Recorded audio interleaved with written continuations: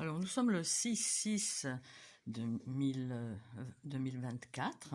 Alors, lorsqu'on est cible de harcèlement global, c'est-à-dire des violences psychologiques, des intrusions à domicile, des intrusions dans toutes les affaires, etc., plus les violences physiques, harcèlement électromagnétique, il se passe des choses un peu surprenantes.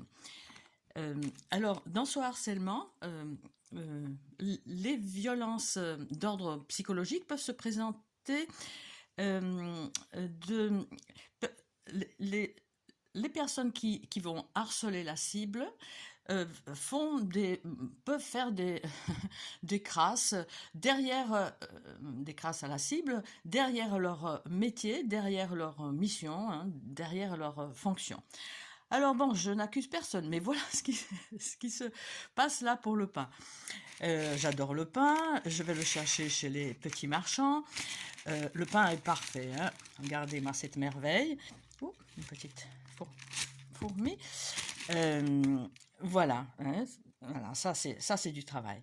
Et puis hier, ça fait un moment que j'y vais, hein, et j'étais contente, je me disais, voilà, c'est bon, hein, là, vraiment, je suis tranquille, hein. Mais en fait, ce qui se passe, et Jocelyne Abadi en parle dans son excellent document du harcèlement en réseau de personnes, oui, ma page principale, au harcèlement global, voilà, elle dit donc ce que nous autres cibles expérimentons, c'est que au bout d'un certain temps, vlan, il y a au moins une personne, là où la personne se rend régulièrement, qui va participer à ce harcèlement. Pas tous, hein. On n'est pas des paranos, non, des tarés, c'est pas nous, hein.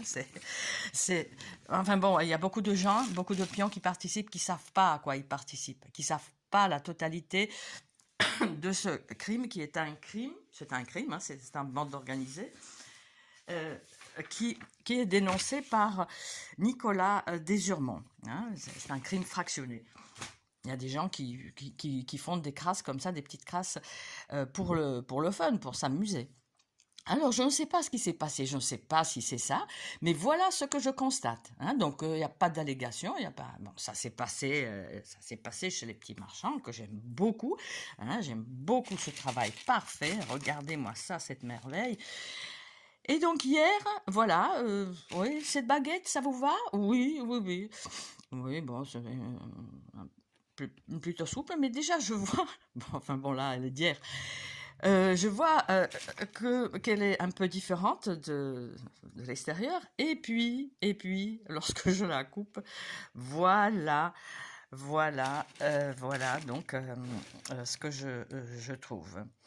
Hein, voilà, donc c'est pas. Alors, je ne sais pas ce qui s'est passé, je ne sais pas s'ils ont changé de boulanger, je ne sais pas si cette baguette était une baguette spéciale pour la cible de harcèlement global que je suis, mais voici.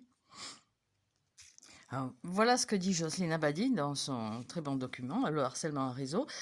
Le harcèlement en réseau est un harcèlement qui est pratiqué sur une personne, la cible, en manipulant de nombreuses autres personnes, les pions, qui deviennent les collaborateurs et les exécutants de ce harcèlement. Voilà. Souvent, ces personnes sont ouvertement formées aux techniques de harcèlement et missionnées pour harceler la cible désignée. D'autres sont uniquement manipulées à leur insu par le biais de multiples pratiques, comme par exemple la désinformation et l'utilisation de rumeurs. C'est terrible, les rumeurs, hein, les calomnies, hein. Toutes les cibles subissent ça, hein. Les actions de harcèlement sont découpées en une multitude d'actes dont la plupart peuvent paraître insignifiants si on les voit et si on les considère séparément.